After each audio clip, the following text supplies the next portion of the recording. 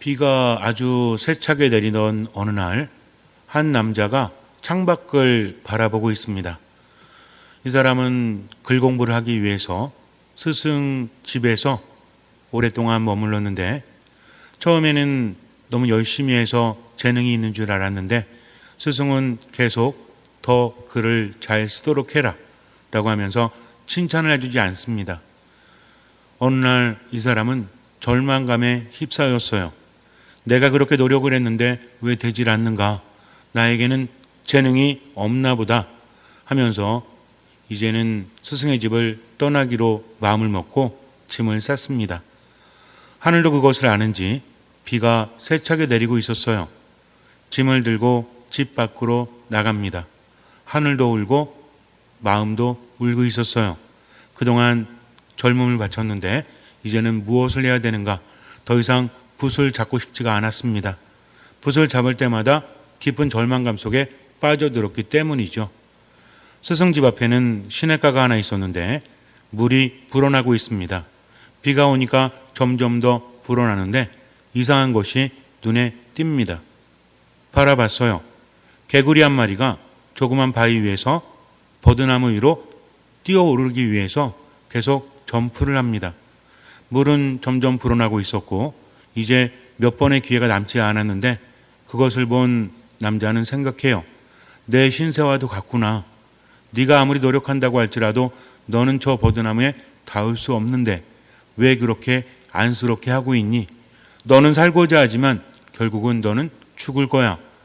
물이 불어나고 있는데 너는 그리로 뛰어넘을 능력이 없기 때문에 하면서 자신과 동일시하면서 개구리를 바라봅니다.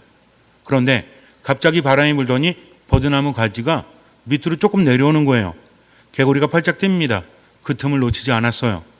버드나무 위에 안착한 개구리는 나무 위로 올라갑니다. 그리고 살았어요. 그것을 보는 순간 이런 생각이 듭니다. 어쩌면 나는 개구리만도 못하는지 모르겠구나. 그동안 노력했다라고 했는데 내가 정말 죽을 힘을 다했던가. 저 개구리는 그것뿐이 없죠. 물이 불어나면 휩쓸려 가서 죽습니다. 비록 자신의 능력이 되지 않지만 그래서 계속 뛰었던 거죠. 그러다가 바람이 불었을 때 그 기회를 잡을 수 있었던 것입니다. 개구리가 포기하고 그냥 눈 감고 있었다면 죽을 수밖에 없었지만 최선을 다한 결과 바람의 힘이 있었고 그 기회를 놓치지 않았다는 거죠. 이 사람은 생각을 합니다. 그래, 내가 죽을 때까지 한번 해보자. 개구리만도 못하면 안 되지 않는가 하면서 다시 돌아갑니다. 그리고 열심히 글 공부를 했어요. 글씨 공부를 합니다. 이 사람은 오노 도우라는 사람이에요. 이 사람 우리가 거의 다 알 겁니다. 10세기에 태어나서 일본에서 태어나서 우리나라의 한석봉처럼 굉장히 명필이었고 일본을 대표하는 두 명필 가운데 한 사람이에요. 이렇게 말하니까 저는 모르는데요. 일본 사람이 아니라서. 여러분들 화투 아시죠? 화투 보면 광이 있죠. 광. 무슨 광이 있습니까? 비광이 있고 똥광이 있죠. 비광에 나오는 그 사람이에요. 즉 우리나라 화투에서는 중국식 복장을 하고 있지만 원래 일본에서는 일본식 복장을 하고 있습니다. 비에 보면 비광에 보면 그 사람과 함께 옆에 뭐 한 마리가 팔짝 뛰고 있죠. 얘가 누구예요? 개구리예요. 그리고 위에 있는 것이 버드나무입니다. 우리나라와 화투와 일본의 뭐라고 하죠? 일본의 화투를 하나후다라고 하죠. 이거의 차이가 뭔지 아십니까? 그림이 비슷해요. 일본에서 화투가 왔다라고 하지만 실제로는 일본에서도 16세기 포르투갈에서 트럼프 아시죠? 플레잉 카드라고 하는 그것이 왔는데 나라에서 금지를 하니까 도박성이 너무 깊다 보니까 금지를 했습니다. 선교사 한 분이 그것을 가지고 가서 사람들에게 알려줬대요. 그래서 금지되다 보니까 자기들 나름대로 바꾼 것이 서양식 트럼프를 자기들 나름대로 바꾼 것이 하나후다라고 해서 우리가 알고 있는 화투예요. 우리나라에 들어와서 화투로 변한 겁니다. 그래서 일본 거라고 굳이 생각하실 필요 없어요. 어쨌든 거기 보면 우리는 12월로 지내고 있지만 하나후다에서는 그것이 11월이에요. 이게 좀 다르다는 거죠. 우리나라에서는 왜 12월이에요? 11월이 뭐죠? 왜 이러시나 하나도 안 하시는 것처럼. 11월이 뭐예요? 12월이 비면 11월은 똥이잖아요. 똥. 근데 똥이 아니라 뭐죠? 동이죠. 동. 오동나무. 근데 오동나무하고 버드나무 중에서 어떤 게 더 빨리 지죠? 오동나무가 더 빨리 집니다. 우리나라에서는 오동나무가 그래서 11월이고 버드나무가 12월인 거예요. 그런데 일본에서는 오동나무의 동자와 퀼이라는 낱말이 있습니다. 모든 것을 마친다라고 하는 뜻을 가지고 있는 게 퀼인데 이것과 오동나무의 동자가 같은 발음이 나요. 그래서 마침이다라고 그래가지고 12월로 하는 것이고 우리는 그것을 11월로 하는 겁니다. 그래서 똥이 아니라 뭐다? 동이다. 그리고 12월은 비다. 근데 거기 있는 그 사람, 개구리를 보면서 우리는 생각을 해봐야 돼요. 최선을 다한다는 것은 목숨을 거는 거죠. 믿음이 없는 사람들도 그렇게 말합니다. 얼마나 최선을 다했니? 가끔 삶이 힘들 때가 있지 않습니까? 내가 정말 최선을 다했는데 왜 날 도와주지 않지? 세상도 날 도와주지 않습니다. 심지어는 내 자신 안에 능력이 없는 것 같아요.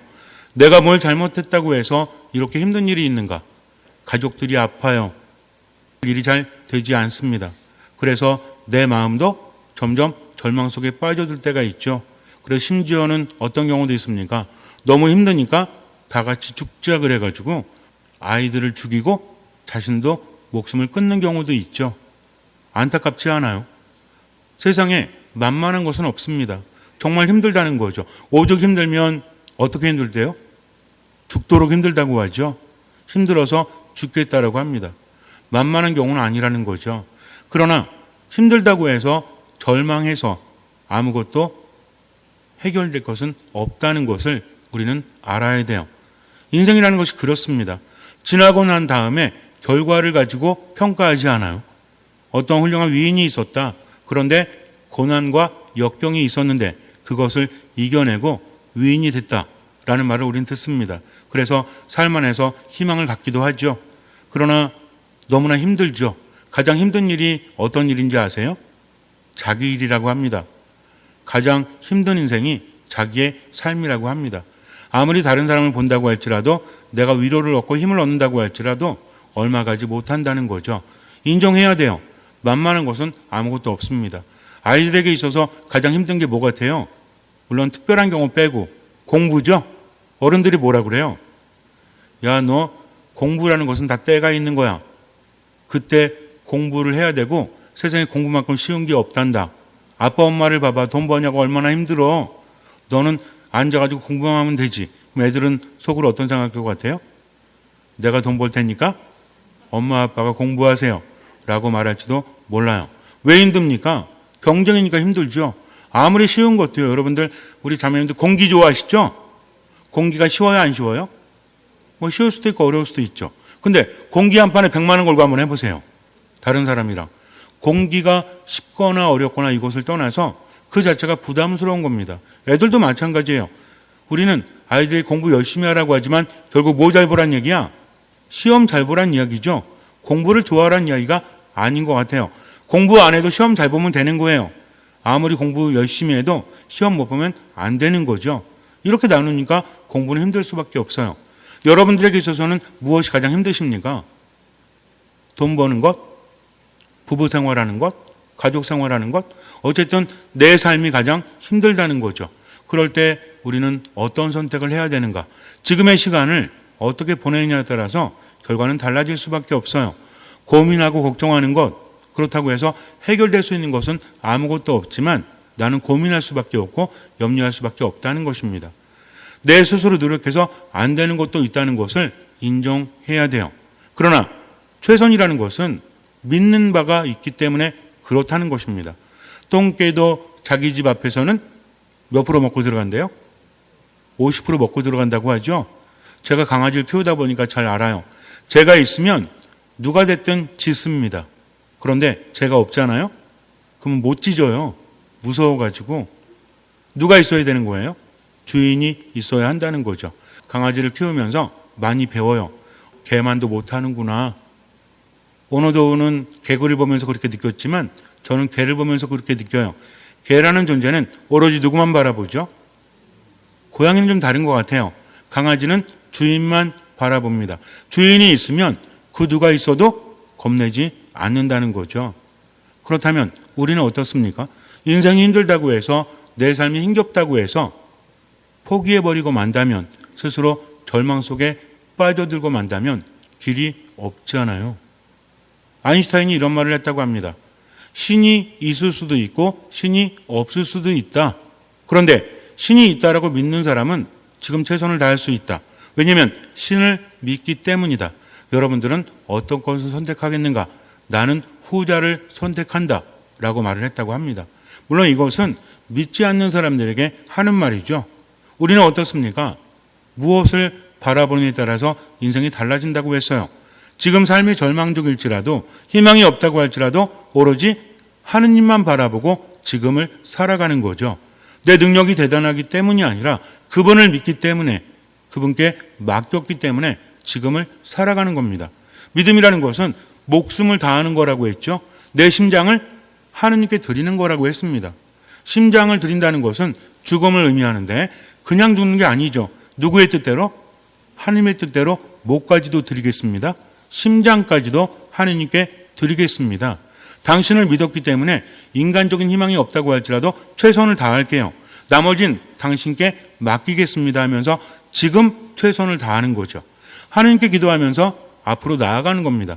내가 기도했고 하느님께 들으셨으니까 알아서 해주시겠지 하면서 아무것도 안 하는 것이 아니라 하느님의 말씀에 귀를 기울이면서 주님 맡겼습니다. 제가 무엇을 해야 될까요? 제 인생 안에서, 제 삶 안에서 저는 무엇을 해야 합니까? 하면서 귀를 기울이고 들리는 말씀이 있다면 최선을 다해야 된다는 거죠. 하느님께 모든 것을 맡겼다고 해서, 하느님께서 함께 하신다고 해서 고통이 없는 게 아닙니다. 아픔이 없는 게 아니에요. 그러나 그 가운데서도 하느님을 믿기 때문에 한 걸음 앞으로 걸을 수 있다라는 거죠. 성모님께서 천사의 방문을 받으신 다음에 마음이 어떠셨을까요? 처음에는 어리둥절했죠. 아니 어떻게 아이를 낳을 수 있단 말인가? 지금 약혼한 상태지만 남자를 알지 못하는데, 함께 살아가지 못하는데 어떻게 그런 일이 있을 수 있겠습니까? 그랬더니 하느님께는 모든 것이 가능하다. 하느님께는 불가능한 일이 없다 라고 천사가 말하죠. 그랬더니 성모님께서 뭐라고 하십니까? 이 몸은 주님의 종입니다. 말씀하신 대로 제게 이루어지기를 바랍니다. 성모님은 어떤 일이 있을 때마다 마음속 깊이 간직했죠. 이해할 수 있어서 그런 것이 아닙니다. 이해할 수는 없죠. 왜? 아직은 어리잖아요. 지금 나이로 추산해보면 성모님은 나이가 어느 정도 되셨어요?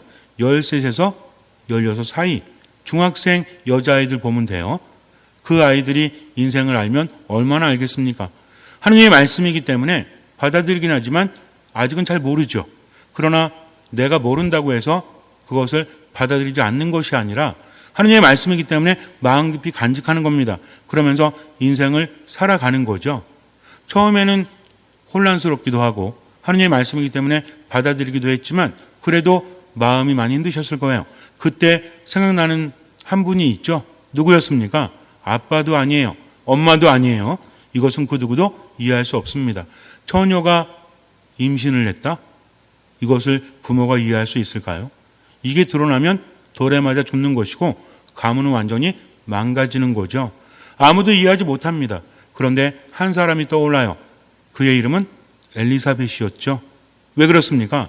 엘리사벳도 하느님의 은총을 체험한 사람이기 때문에 성모님과는 다르지만 인간의 힘으로 안 되는 것을 체험한 분이었죠.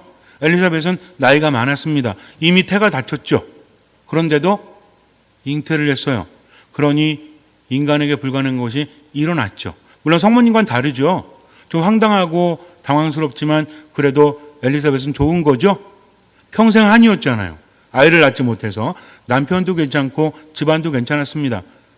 스가랴의 집이 있는, 엘리사벳의 집이 있는 아인 카렘이라고 하죠. 에인 카렘이라고도 하고 거기에 가보면 굉장히 푸르러요. 그리고 부자 동네 같습니다. 잘 살았어요. 별장도 있었어요. 그러니 얼마나 행복했을까요? 그러나 아이를 낳지 못한다는 것, 남자아이를 낳지 못한다는 것은 평생 한이 되었어요. 하지만 천사의 알림으로, 하느님의 힘으로 아이를 낳게 됐죠. 그 아이가 누구였어요? 세례자 요한이었습니다. 그러니 조금은 당황스럽고 조금은 힘들어도 그래도 좋은 거죠. 하지만 성모님은 어떻습니까? 경우가 완전히 다른 거예요. 때라는 게 있지 않습니까? 아이를 못 낳다가 한 여인이 있었는데 아이를 못 낳다가 아이를 낳게 된 것과 아이를 낳으면 안 되는데 아이를 낳는 상황은 완전히 다른 거잖아요. 그러나 그럼에도 불구하고 성모님은 엘리사벳을 떠올릴 수밖에 없어요. 왜? 그분은 하나님을 체험했기 때문에. 지금 힘든 겁니다. 이것저것 아무것도 손에 잡히지 않아요. 그래서 길을 떠나요. 왜냐하면 성모님이 살고 계셨던 나자렛과 아인 카렘은 90에서 100km 정도 됩니다. 근데 이게 우리나라 길처럼 좋은 길이 아니에요. 광야도 있고 굉장히 위험해요. 강도들도 많고요. 승냥이도 있고 위험합니다. 이스라엘 가보신 분들은 아마 아실 거예요. 이 길을 소녀의 몸으로 혼자 간다는 거죠. 웬만하면 가지 않겠죠? 근데 왜 갔어요? 길이 험하고 힘들지만 그럼에도 불구하고 마음을 달래고 싶어서 나를 이해해 줄 수 있는 분이 저기 있으니까 그리로 간 겁니다. 갔을 때 엘리사벳이 뭐라고 하죠? 나이 차이가 많이 났잖아요. 지금 임신해가지고 있는데 몸도 힘든데 왜 왔어? 이렇게 말했어요. 주님의 어머니께서 저에게 오시다니 어찌된 일입니까? 제 태중의 아기도 뛰놀았습니다. 정말 행복하십니다. 은총이 가득하니요. 태중의 아이도 복되십니다. 라고 말하죠. 즉 먼 길을 왔지만 그럼에도 불구하고 당신을 알아주는 엘리사벳을 만났다는 거죠. 얼마나 행복했겠습니까? 지금 상황을 보세요. 한 소녀가 힘도 없는 시골 처녀가 아이를 잉태했습니다. 하느님의 말씀이라고 하지만 감당하기가 쉬운 것은 아니었다는 거죠. 그러나 엘리사벳을 통해서 위로를 받죠. 하느님의 이야기를 했기 때문에. 그래서 성모님이 유명한 노래를 하시죠. 뭐라고 합니까? 내 영혼이 하느님 생각에 마음이 기뻐 뛰노나니 하면서 우리가 하는 거 있죠. 뭐라고 합니까? 마리아의 창가, magni ficat이라고 하잖아요. 정말 힘들어 죽겠습니다가 아니라 하나님을 찬미하는 노래를 성모님이 했다는 거죠. 비록 상황은 안 좋지만 그러나 누가 함께 하시기 때문에 하느님께서 함께 하시기 때문에 하나님을 찬미하는 노래를 할 수 있었다는 겁니다. 그러니 그분은 여인 중에 복되신 분이죠. 우리가 신앙인으로 말하지 않습니까? 성모님의 상황을 객관적으로 본다면 뭐예요? 미혼모잖아요. 상황도 안 좋잖아요. 돈도 별로 없잖아요. 근데 복돼요? 나중에 아이가 태어났는데 이 아이가 부모보다 물론 요셉 성님보다 늦게 가셨지만 예수님이 성모님보다 먼저 돌아가셨잖아요. 이것을 옆에서 지켜봐야 됩니다. 병으로 죽는 것도 아니었고 사고사도 아니었어요. 그렇게 잔인하게 무참하게 십자가 위에서 돌아가셔야 합니다. 이것을 엄마가 봐야 한다는 거죠. 복되신 분이에요? 여러분들 어떻게 생각하십니까? 복되세요? 왜 대답을 못 하십니까? 복되신 분이죠? 왜요? 성경에 나와 있으니까? 물론 그렇죠. 하느님께서 함께 하셨기 때문입니다. 그리고 또 한 가지 뭐였죠? 주님의 말씀이 이루어지리라고 믿으신 분 하고 엘리사벳은 이야기하지 않습니까? 이것이 신앙이라는 거죠. 신앙이 없는 사람도 최선을 다해서 지금을 살아갑니다. 절망적일지라도 죽을 때까지 최선을 다한대요. 그러나 우리에게는 무엇이 있습니까? 아까 말씀드렸잖아요. 강아지도 주인 앞에서는 50% 먹고 들어간다면 우리는 누구와 함께 합니까? 하느님과 함께 하는 거죠. 하느님의 방식은 인간의 방식과는 달라요. 그러면서 무엇을 요구하십니까? 우리의 협조, 함께함을 요구하신다는 거죠. 그래서 기도라는 것은 하나님의 뜻이 무엇인지 마음을 기울이고 깨달은 바가 있다면 거기에 동참하는 겁니다. 그냥 입으로만 기도하고 맡겨놓는 게 아니라는 거죠. 그럼 뭘 하는 거예요? 지금 여기에서 내가 할 수 있는 최선을 다하는 겁니다. 앞길이 막막해도 그래도 지금 일할 수 있음에 감사하면서 최선을 다하는 거죠. 나머지는 맡기는 겁니다. 아유, 그냥 삶도 힘들고 돈도 안 벌리고 이러는데 내가 아무리 노력한다 한들 나아지는 것이 있겠어 하면서 아무 일도 안 하면서 포기하는 것이 아니라 지금 할 수 있는 것을 하면서 나머지는 맡기는 것, 이것이 믿음이라는 거죠. 내 뜻과 다르다고 할지라도 하나님의 뜻이니까. 하나님은 뭐라고 하십니까? 포기하지 마. 열심히 살아. 최선을 다해. 내가 함께하니까 두려워하지 마라 라고 하십니다. 그러니까 누구만 믿고? 하나님만 믿고 그렇게 하는 거죠. 우리 가족들이 아프고 끊임없이 가족에게 안 좋은 일이 벌어져요. 그럼에도 불구하고 하나님을 바라보는 겁니다. 하느님께서 정하신 때가 되면 모든 것이 나아지겠지 하면서 내가 최선을 다하는 거죠. 그런데 어떻습니까? 그냥 하느님 믿고 있는데 왜 이런 일이 벌어지나 하면서 스스로 낙담하고 불평하고 있다면 이것은 참된 믿음이라고 할 수 없다는 거죠. 쉽다고 말씀드린 것이 아닙니다. 너무 어려워요. 그래서 목까지도 내놓는다? 목숨까지도 내어놓는 겁니다. 이게 신앙이에요. 한 번 정해져 있다면, 그렇다면 하느님 보고 지금을 살아가는 것. 그럴 때 어떻습니까? 개구리도 노력해가지고 바람에 힘을 입어서 살아났잖아요. 우리는 그 바람보다 더 센 바람이 있죠? 어떤 바람? 신바람? 신바람 맞아요. 신바람이 뭐예요? 하느님의 바람? 성령께서 함께 하시기 때문입니다. 성령은 우리의 호흡이요, 우리의 숨결이요, 그리고 우리의 바람이죠. 하느님께서 우리와 함께 하시는 거죠. 눈에 보이지 않지만 지금 나와 함께 하시면서 이끌어 주십니다. 그렇기 때문에 그분을 믿고 한 발짝 앞으로 나아가는 것이죠. 잠시 눈을 감으세요. 인생은 힘들 수밖에 없죠. 그러나 생각해 보세요. 하느님의 방식은 늘 그랬습니다. 예수님께서 세상에 오실 때도 힘없는 아이였잖아요. 그러나 그 아이가 세상을 구원하지 않습니까? 성모님도 힘없는 시골 처녀였잖아요. 그러나 하느님만 믿고 최선을 다하지 않았습니까? 마음이 힘들 때 엘리사벳을 만나서 위로를 받습니다. 그리고 하느님을 찬미합니다. 이런 체험 가운데서 모든 것을 이해하게 되는 것이죠. 신앙은 그런 것입니다. 모든 것을 알기 때문에 지금을 살아가는 것이 아니라 때로는 말도 안 되는 고통이 내게 온다고 할지라도, 역경이 있다고 할지라도 하느님 믿기 때문에 심장을 드리는 마음으로 최선을 다해서 지금을 살아가는 거죠. 기도 안에 머무는 겁니다. 그저 알아서 해주시겠지 하고 맡기는 것이 아니라 하느님께 맡기고 최선을 다해서 동참하는 거죠. 그러니 하느님의 뜻에 귀를 기울이세요. 그리고 하느님께서 말씀하신 것을 마음으로 깨닫는다면 최선을 다해서 지금을 살아가십시오. 걱정과 염려가 밀려올 때 기도하십시오. 미사 말씀 기도 안에 머물면서 최선을 다하십시오. 나머진 주님께 맡기십시오. 주님께서는 그 믿음을 보시고 우리 삶에 놀라운 기적을 일으켜 주실 것입니다. 아멘.